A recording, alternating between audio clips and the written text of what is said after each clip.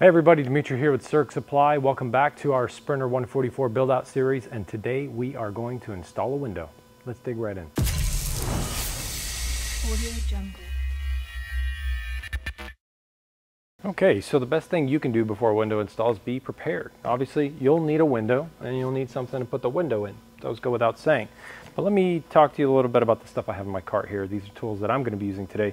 Number one, shop towels. If you have shop towels, great. Rags will do just fine. Rubbing alcohol in a little spray can helps a lot with cleaning off a lot of the adhesive. A full roll of masking tape. I preferred the wider masking tape, although truthfully it doesn't matter.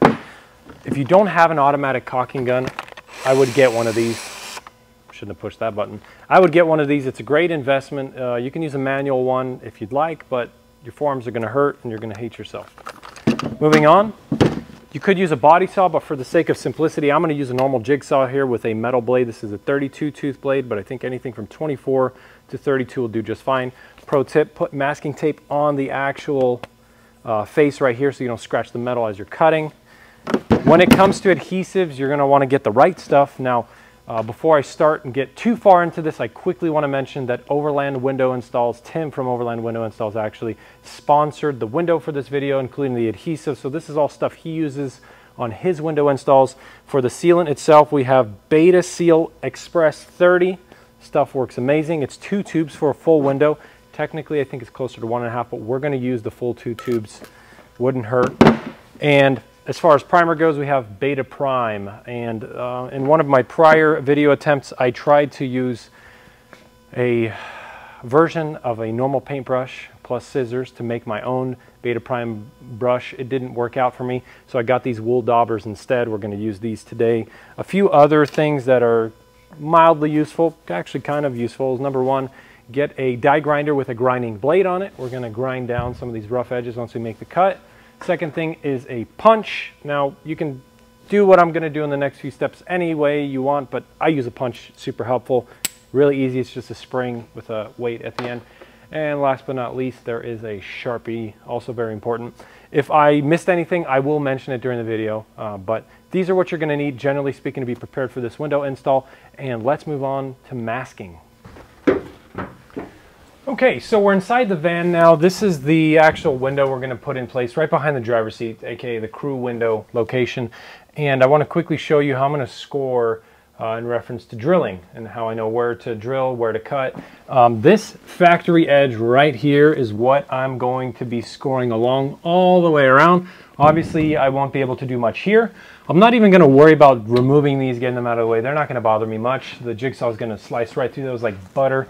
But I use this punch here. Now, everybody does it a little different. A lot of people just drill a bunch of pilot holes. I don't like to throw hot chips when I don't need to, so I use this punch. It's loud, don't get me wrong. I'm sitting inside of an echo chamber here with no insulation or sound deadening, but the idea is that you place the punch up against the edge that you're going to cut, you pull the spring, you release, and it's going to put a hard divot into the metal, and that divot will be visible from the outside. And that's what I'm going to use to trace along to make my cuts. So let's make some dents.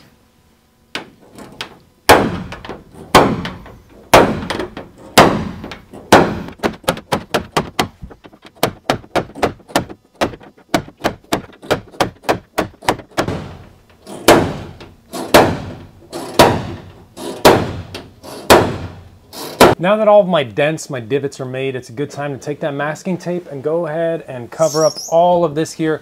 It's a nice clean edge that's going to be visible even with our wall panel kit, and I don't want it to get damaged or have rust spots. So tape it up and I'll meet you guys out front. Okay, so I've gone through and I've traced my line here. Of course, it doesn't quite look like Michelangelo himself did it, but it will do the trick.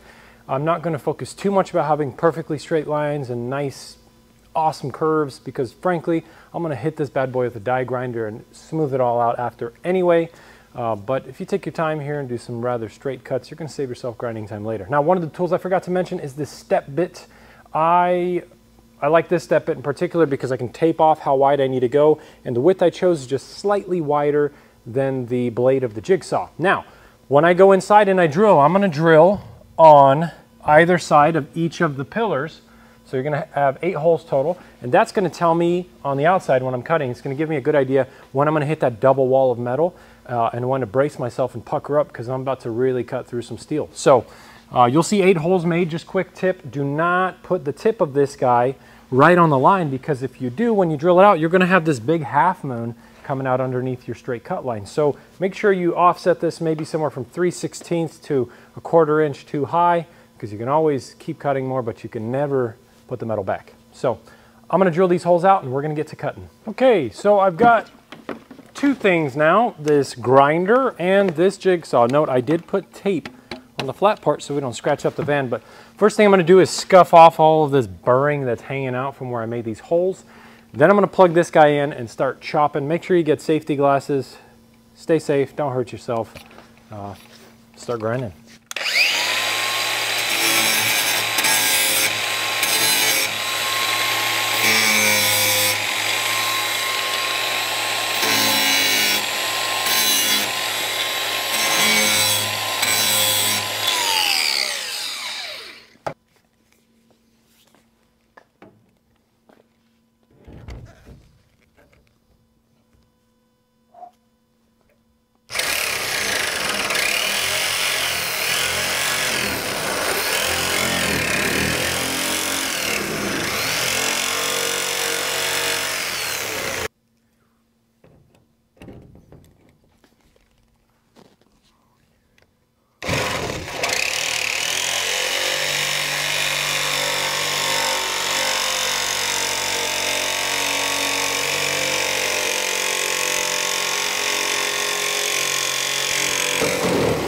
Okay, so believe it or not, the window's already cut out. What I do, these tape pieces you see here, when I'm done cutting a corner, I'll put a piece of tape in to do exactly this, hold the thing up in place, so when it's time to pull the thing down, I don't need to grab a helping hand. Now in retrospect, 2 things I wish I would have done differently.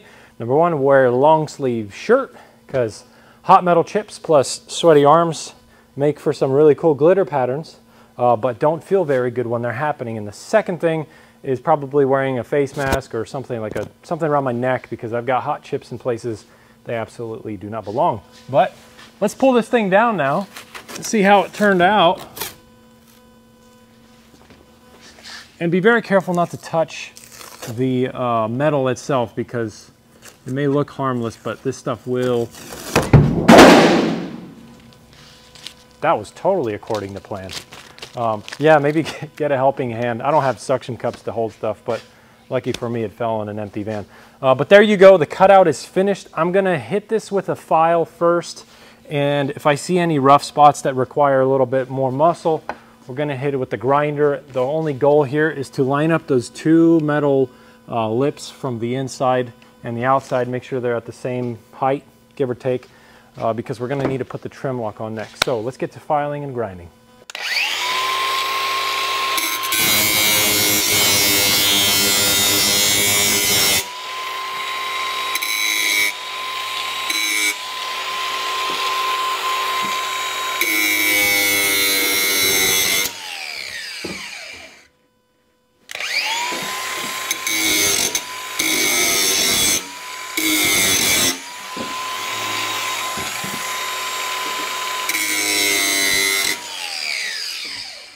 Okay, next steps, I'm going to take my dauber and put a little bit of rust preventative coating all over the exposed metal edge of the cutout.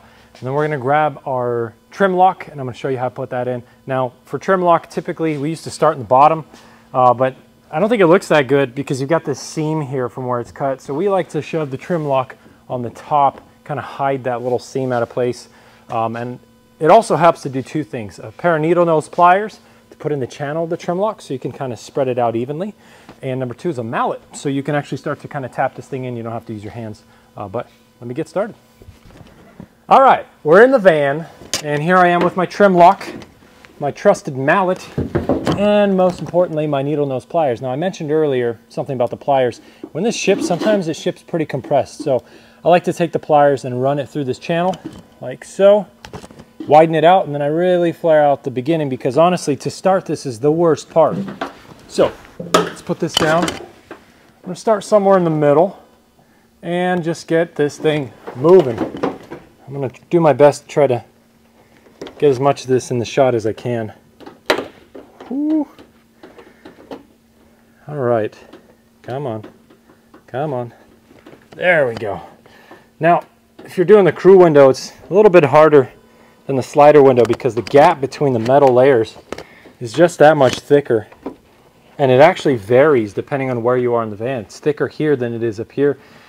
It's kind of a moving target. But I'm going to go ahead and start putting this on, using the mallet to hit it in as I go and really take my time. This is probably the most time-consuming part, I think. And then once I'm done, we're going to line up the window, roughly where it's going to go, and kind of mark out where we want to scuff with sandpaper.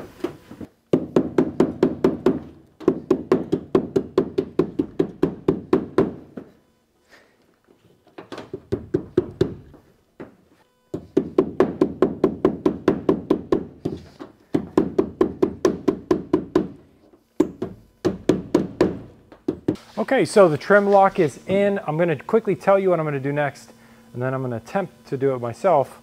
This part is kind of where the pucker factor kicks in. So basically, I'm going to take the window before I install it, and I'm going to set it up where it's supposed to live. I'm going to tape it in place, just temporarily, and I'm going to run inside the van, take this Sharpie, and I'm going to trace a line along where the trim lock hits that window. That's going to tell me exactly where I'm going to need to put my primer and my glue down. There's 1,000 ways to do this, but for me that's the most reliable way.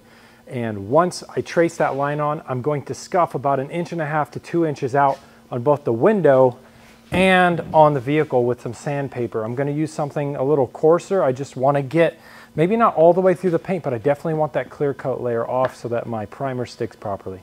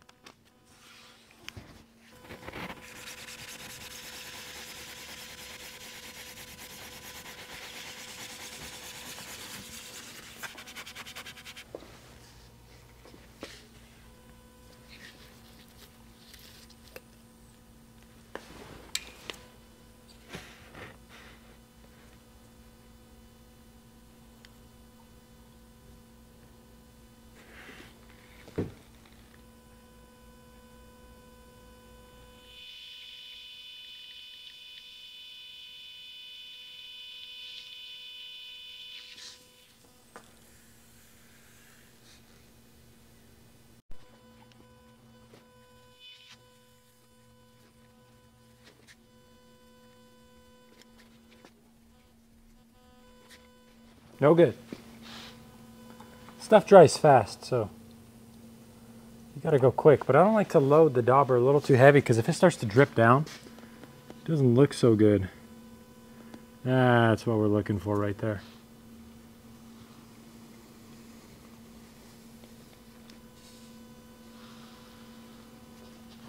Now you can see some white streaks here. I'm gonna wait till it dries up and I'm gonna go back over one more time, make sure I got no streaks.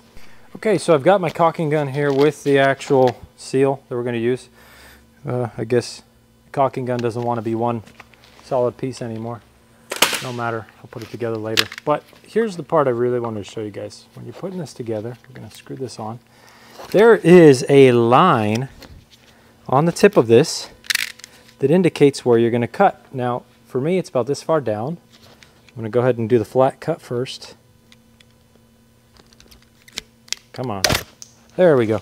Okay, and there's another line that's probably impossible to tell in the video, but it's a V-shaped score mark here. So I'm going to try very delicately to cut that shape out. There we go. See if you guys can get this in the shot. So that V-shaped groove, the way this works is when you put the seal down, I'm going to hold the gun like this. The groove is facing away from me, and I'm going to run the bead back away from me so that you have kind of the scalloped edge coming out away from you like so. So again, just to reiterate, gun facing down, V facing away from you, and you're just pulling it as you go. I'm going to lay on a thick bead. When I say thick, I mean thick with 2 Qs. We want a really nice bead on here to hold a watertight seal. So I'm going to pan the shot on the glass and show you how I put it down.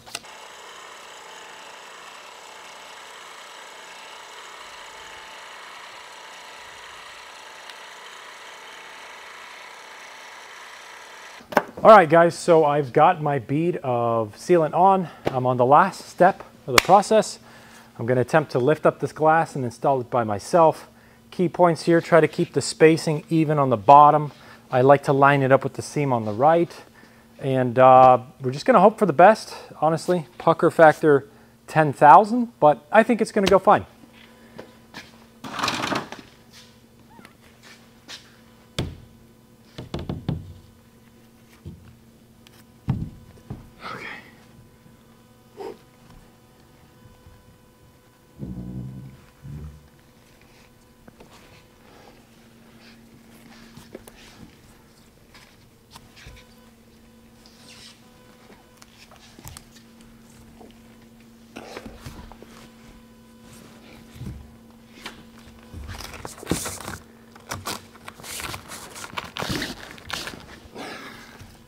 A bit of a tape malfunction.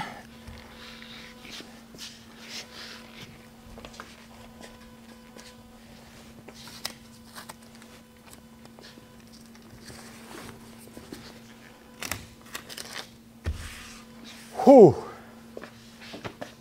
My God. Okay, well that somehow worked out. I'm going to go ahead and add some more tape, straighten this window out, press it in and get that glue to set evenly. Tape it down. I think we're all done. All right, folks, there it is. Solo window install finished. I'm going to add a little more tape, let it sit. One quick thing, grab some rubbing alcohol and maybe some glass cleaner and get any glue that you may have transferred onto the glass off. But this window's finished. Again, the sponsor of this window is Overland Window Installs here in Sacramento, California. So thank you to Tim for providing the windows. And I hope you guys enjoyed this, found it useful. If you have any comments or questions, leave them below. Hit the subscribe button if you want to keep up with the series. Windows are done. We're going to move on to the next video in this full build series next week. And as always, thanks for watching and happy building.